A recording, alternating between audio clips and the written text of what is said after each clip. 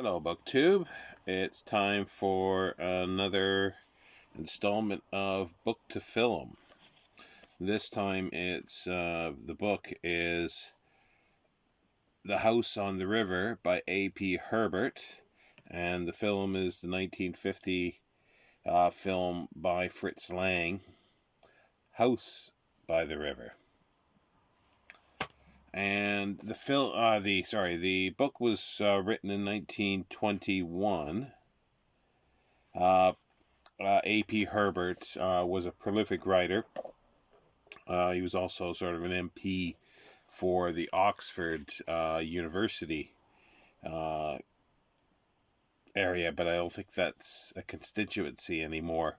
But and during the 30s, he was that, and he wrote for Punch. Wrote a lot of poetry, a lot of fiction, and this is sort of a, I'm not sure quite what you call it. It's sort of like a crime. Well, it's a crime novel, but you know who did it right at the beginning. It's about a poet, a famous poet living in London on a little sort of, it's called a chase on the Thames, on the River Thames, and it's a very affluent area, and all the back of the houses abut the river, and we all have sort of little docks and boats and so forth. And he lives in a house, a very opulent house, with his wife, and they have a cook and a maid. And after a party that they go to, because it's a very, very close knit street, the Chase. It's just called the Chase, they call it.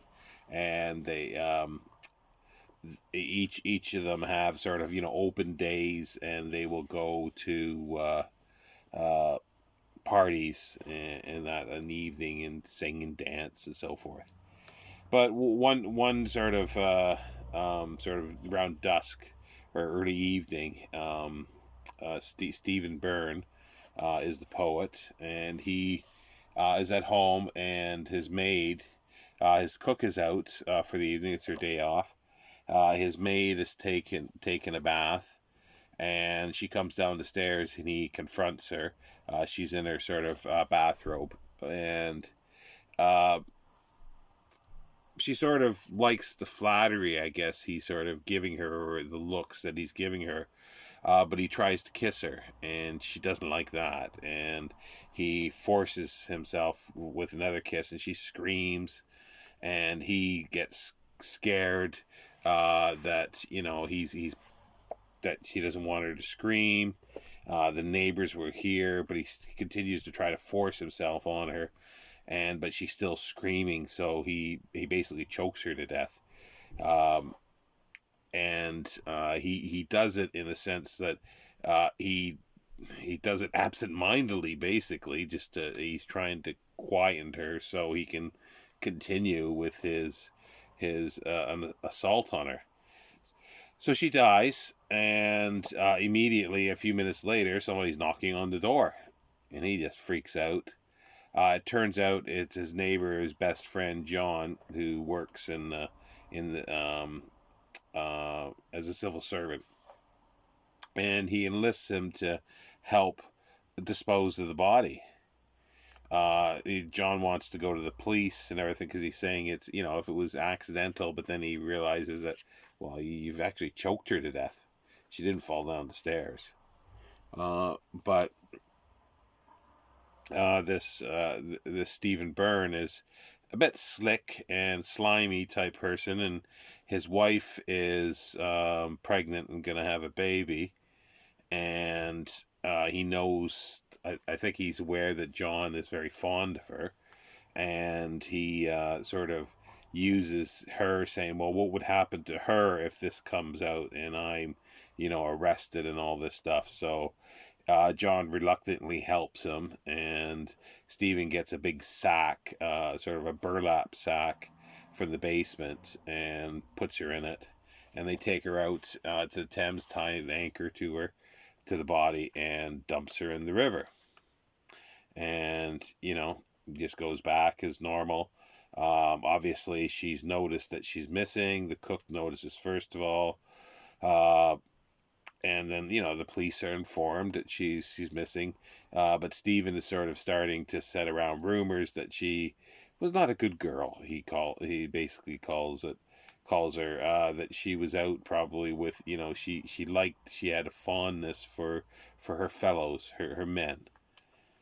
Um, but yeah, but John is having a lot of troubles. His friend John is having a lot of troubles with sort of accepting all this and being a part of this.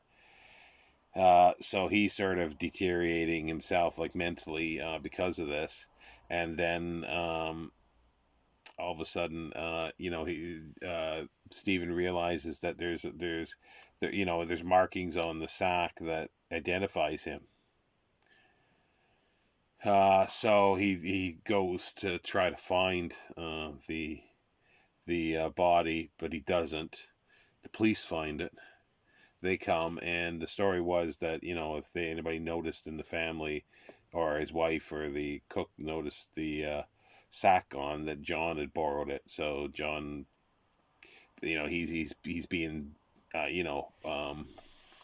he's being drawn into it more and more.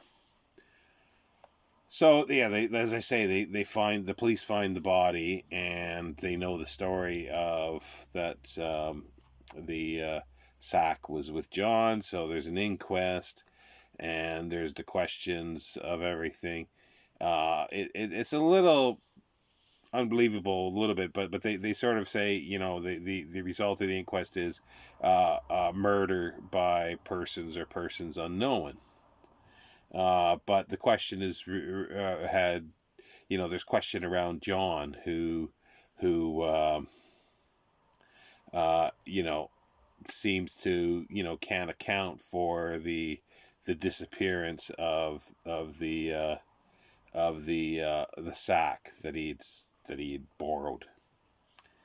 But there was not enough evidence, so police are obviously, I guess, watching him and everything, and there's lots of gossip and talk around the town, and or the chase with the neighbors, and they sort of shun. He becomes basically shunned.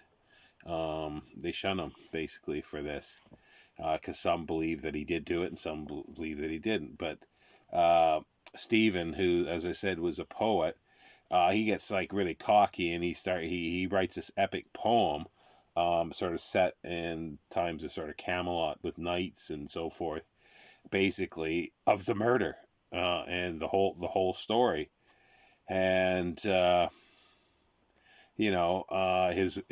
wife has finally given birth and everything like that, but she's still unwell, and John wants to go to the police and tell him, but Stephen uses the aspect of oh, how will this be on Marjorie, his wife, and stuff, so he still sort of keeps quiet about it.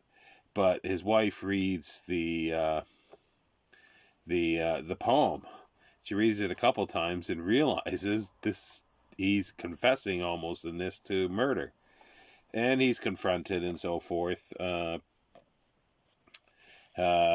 And he tries to take his life at the end, but John goes out to sort of try to save him, and then he drowns anyway. So they put up this big monument for him. So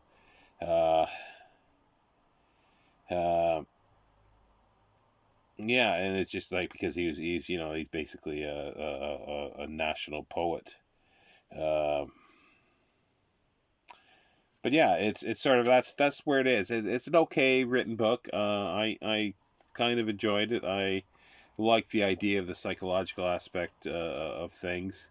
Nothing superb about it, but the reason why I wanted this was because I enjoy Fritz Lang films, and this was a film that I'd never seen. It's with Lewis Hayward, Lee Bowman, and Jane Wyatt. I mentioned Jane Wyatt. She was in Lost Horizon. And also too, there's the Star Trek connection that she becomes Spock's mother on the original Star Trek. Um, and this was done in 1950, as I say, but it was a film that was never actually seen since 1950 pretty well until about, I think, 2005. I had seen it listed in things, but I never thought anything of it. I didn't know, but then when I saw it that it was released, I wanted to get it. Um, the book, as I say, is set in currently like in the early 20s in London. And there's lots of neat little things with this, like he's going on the underground, and things like that. And there's like smoking on the carriages, and like this sack that was mentioned was like people just routinely threw the garbage when it went dusk into the river, and also they go out and collect driftwood off the river as well. But anyway, the author is a Mel um, Donnelly, I think it is. Denelli, sorry. The script writer. They took quite a few liberties with it. They changed things quite a bit. Rather than being in the 20s, it seems like they backdated it to either early Edwardian or late Victorian. And I know it's done in the it was all done in the studio pretty well, and it's got some fabulous cinematography, but it doesn't look like London, and there's nothing mentioned in this London that I could see. It more looks like a sort of southern U.S. On a river, and that's how I took it.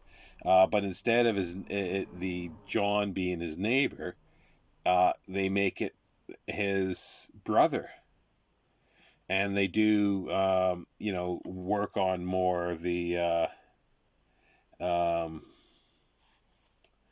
the aspect of the brother in love with, well, his sister-in-law basically. And they change him. He's not a poet. He's a failed novelist, sort of. But because the notoriety of the case of his missing servant and the death of the servant, uh, he starts getting second life in some of his books. So he starts selling more. So he gets more cocky, and he's very cocky. He's like he's very sure of himself, and he writes a novel about the murder rather than an epic poem. And and instead of him sort of going out and trying to commit suicide and stuff, after his wife sort of reads the story and sees that he's the murderer, um, he's already tried to kill his brother, or he thought he'd killed his brother, in the sense to make it look like he committed suicide, so his brother would take the blame for the servant's death. Um, I should have said maybe at the beginning there's some spoilers here.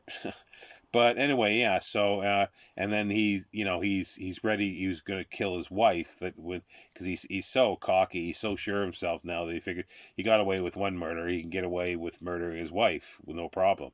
And he just said, like he got his brother involved by saying that his wife was pregnant and going to have a child, and she wasn't. And in the film, that is. Um, and but he thinks he'd killed his brother, but his brother comes back, and he wasn't killed. He hit him over the head with, knocked him out and threw him off a dock, but he wasn't dead, so he probably sort of woke up as soon as he hit the water. But he goes to his brother's house while he's trying to kill his wife. Well, Steve's trying to kill his wife Marjorie, and sort of he sort of flees a little bit, and he goes out the hallway and up the stairs, and there's like a wind coming through, and he sees sort of like the ghost of the Emily, the servant, and this curtain that's blowing around, wraps around his neck, and he sort of falls down the stairs and then falls over the banister and dies. And that's where that's basically the end of the film. So they took some liberties with it. It's not as a great film. It's not a great film, but there's some really, really neat shots, and the way Fritz Lang deals with the house of Stevens. It's very dark, it's very gothic, and then when they show John's house, it's like open and airy and white and really bright. So there's some really neat things, and there's some neat things with regards to clothing and the wallpaper and stuff like that it mirrors. Um, the commentary is kind of interesting, because in the commentary, the commentator was mentioning about the bathrobe that the Emily, the servant, was wearing, sort of mirrored the wallpaper. And she was saying that at some point rape was considered not sort of an assault, but it was like an attack on the man's property. So they made her like the bathrobe sort of like the wallpaper, so she's part of the property. And that sort of fits in with the character, because he would think, the Stephen would think that he's her owner, and that she must do everything, and he thinks of himself so highly that he can seduce her, and she'll just acquiesce easily. And there's one thing that I had a problem with the commentary, because clearly it turns into a rape scene, or attempted rape, I should say, of the servant.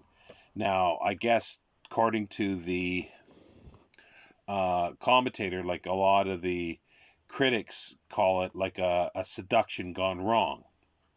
And she's saying, well, that's not wrong. It's wrong. It's not a seduction. It's rape. However, I have a bit of a quibble with that, because the way it is in the book, it's sort of like, she clearly expects and knows the looks and stuff like that she gets from her employers, and she's it's sort of hinted at she sort of likes that. But obviously, when he attempts something and she doesn't acquiesce and he continues, that's assault and attempted rape, because he kills her. And in the film, it's clear that it's set up. Fritz Lang sets up that when we first see the interaction between the maid and Stephen, she sort of finds, clearly her looking at him, she finds him very attractive. And he obviously finds her attractive, because he's looking at her walking away. And he's allowing her to use the bathroom, to take a bath upstairs in sort of his and his wife's bathroom, because their the servant's bathroom is not working and the plumber hasn't come. That's the storyline. And then he sort of, he gets the idea, he's fantasizing about her clearly taking a bath. And like I said, he's so cocky with everything. He takes a few drinks, and he attempts to kiss her, and she pushes him away, and he continues. And you see, this is where I quibble a little bit, because I'm saying, in his mind, it is seduction, because he, like, if she would have acquiesced, then obviously there'd be no death, no story, but then it wouldn't be rape. But she said no, and so therefore it's obviously rape, or attempted rape again. So I don't think it's like fair to say that the whole thing is right out, that he set out to rape her. He set out to, thinking that he's everything, God's gift to women, that she'll just fall into his arms. That was his thought. But obviously she didn't. She starts screaming, and he chokes her. But anyway, no, well, I wouldn't say great film. It's not a great film, but But if you want Fritz Lang and you want to watch something that is like a lesser known Fritz Lang, that hasn't been around for like 50 years basically, until like about 15 years ago. This is one, and it's always nice to see Jane Wyatt. But and as I say, the cinematography is great. They sort of like, it's a gothic aspect to it, because they've said it, I think, yeah, either I said very late Victorian or early-ish, mid Edwardian, not 20s. I don't think so. There's no time frame with it, but or timestamp anywhere that I could see or understand. And it's all done in the studio, but there is some shots out on a river, when Stephen's looking for the body. It's just, yeah, it's just beautifully shot. There's some interesting pacing. It's done for Republic Pictures. It's sort of one of the Poverty Row studios in Hollywood, because Fritz Lang sort of burned his bridges with every studio basically, for various reasons. His treatment towards actors, or with the executives and the producers. Um, and but at least in with Republic, and a lot people like John Ford went to Republic, and so did Orson Welles, because they were given unprecedented sort of control over their films. It would be basically, okay, yeah, well, we give you, you make it, yeah, let us know when you're done, basically. And that's what he did. And so yeah, so it's like, I don't like giving stars or anything like that, but I say it's not one of Fritz Lang's best, but it's sort of it's definitely sort of a film noir with a lot of gothic, and I would say Southern Gothic aspects to it. And the book itself, as I say, is interesting. Interesting author, more than the book is interesting. It's a second, I think, novel. He wrote a lot of poetry. But yeah, so The House on the River and House on the River film. And next week I'll be doing The Uninvited by Dorothy McCardle. I hope everybody's doing well this weekend. Take care.